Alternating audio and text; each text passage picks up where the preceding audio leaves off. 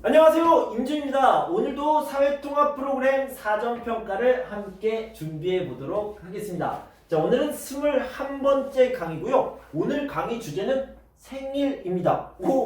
오늘 하루 종일 생일만 이야기해요? 네, 맞습니다. 한국에서는요, 첫 번째 생일, 그리고 60번째 생일, 70번째 생일, 80번째 생일이 아주 중요합니다. 자, 이런 생일에 대한 이야기를 하고요. 생일에 먹는 음식 여러분 다 알고 계시죠? 미역국. 네, 이 미역국에 대한 이야기도 좀 해보도록 하겠습니다. 자, 우리가 가지고 있는 교재 40페이지를 보시면 되겠습니다. 자, 생일은 한국에서는 생일에 미역국을 먹는다. 가족이나 친구들이 함께 모여 식사를 하고 선물을 주고받으며 생일을 축하하고 생일 케이크를 나누어 먹는다. 이렇게 얘기하죠. 생일 축하 노래도 있죠. 생일 축하합니다. 케이크에 촛불을 꽂고 그런 노래를 부르면서 축하를 해주는데요. 전통적으로는 미역국을 먹었습니다. 자, 돌잔치는요, 영어로 얘기하면 birth 이렇게 쓰더라고요. 그래서 첫 번째 생일이다. 첫 번째 맞는 생일에 돌잔치를 합니다.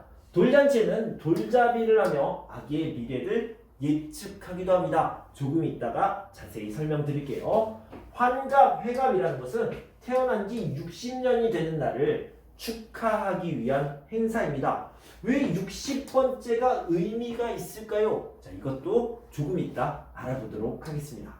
자, 먼저요. 생일은 생일 축하합니다. 이런 축하를 하는 날인데요. 또 하나의 의미가 있습니다. 여러분들은 생일에 선물을 받죠. 그런데 혹시 내 생일인데 내가 선물을 준다, 이런 것들을 생각해 본 적이 있나요? 자, 이 미역국 이야기를 좀 듣고 한번 생각해 봅시다. 한국 사람들은 생일에 미역국을 먹어요. 왜요? 자, 엄마가 아이를 낳습니다. 원래 이렇게 뱃속에 있던 아기를 이렇게 낳는 거예요. 그때 이렇게 피를 굉장히 많이 흘리게 되죠. 그래서 피가 부족해요. 몸이 안 좋아졌어요. 그때 이 피를 만드는 것, 피를 보충할 때 좋은 음식이 바로 미역이라고 합니다. 그래서 엄마가 아이를 낳기 전에, 아이를 낳은 후에 미역국을 많이 먹습니다. 그래서 우리가 생일에 미역국을 먹으면서 엄마가 배가 많이 아팠어요. 피를 많이 흘렸어요. 그리고 나를 낳아주셨어요. 엄마 고마워요. 이런 생각을 하면서 미역국을 먹는 겁니다.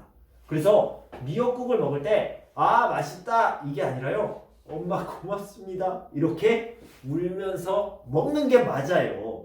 그렇게 먹어야 되는데요. 이렇게 생일은 내가 축하받는 날이기도 하지만 어머니에게 너무 고마운 날이죠. 그래서 내 생일에 어머니께 꽃을 드리고 선물을 드리면서 고맙습니다 라고 한 번쯤 해보면 어떨까요? 어때요? 생각이 좀 바뀌었나요?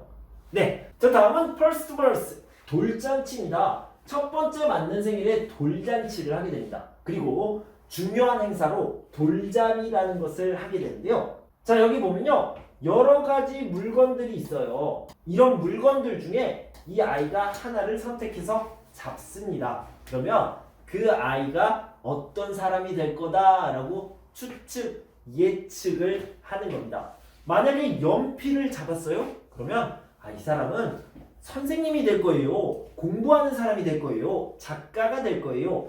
만약에 이 사람이 마이크를 잡았어요? 아이돌 스타가 될 거예요. 가수가 될 거예요. 방송인이 될 거예요. 이렇게 예측하는 겁니다. 자, 그런데 이 돌잔치 첫 번째 생일은 왜 의미가 있을까요? 이건 옛날 이야기를 좀 해봐야 될 텐데요. 자, 봄, 여름, 가을, 겨울, 봄, 여름, 가을, 겨울이 1년 동안 이렇게 있게 되죠. 자, 아기가 태어나서 봄, 여름, 가을, 겨울을 지나고 아직 살아있어요. survive, 살아있습니다. 살아남아 있다는 것은 우와, 너무 축하해요, 이런 일입니다. 지금은 그렇지 않지만 옛날에는 이 중간에 죽는 경우가 굉장히 많이 있었습니다. 왜요? 여름에는요, 병 때문에, 전염병 때문에 죽는 경우가 많았고요. 겨울에는 춥다, 너무 추워서 얼어 죽는 경우가 많이 있었습니다. 봄에는 왜 죽을까요? 봄에는요, 먹을 것이, 음식이 없어요. 그래서 굶어 죽는 경우가 많았다고 합니다. 그래서요, 이 아기가 처음 태어나서 1년이 지났는데 아직 살아있어요. 죽지 않았어요. 이건 굉장히 축하할 수 있는 일이다. 이렇게 생각했다고 합니다. 그래서 첫 번째 생일이 아주 축하할 일이고요. 그래서 이런 큰 행사를 했다고 합니다. 자, 다음은 환갑, 회갑에 대해서 알아보도록 할 텐데요. 60년이 되는 날, 그러니까 60번째 생일이 되겠죠.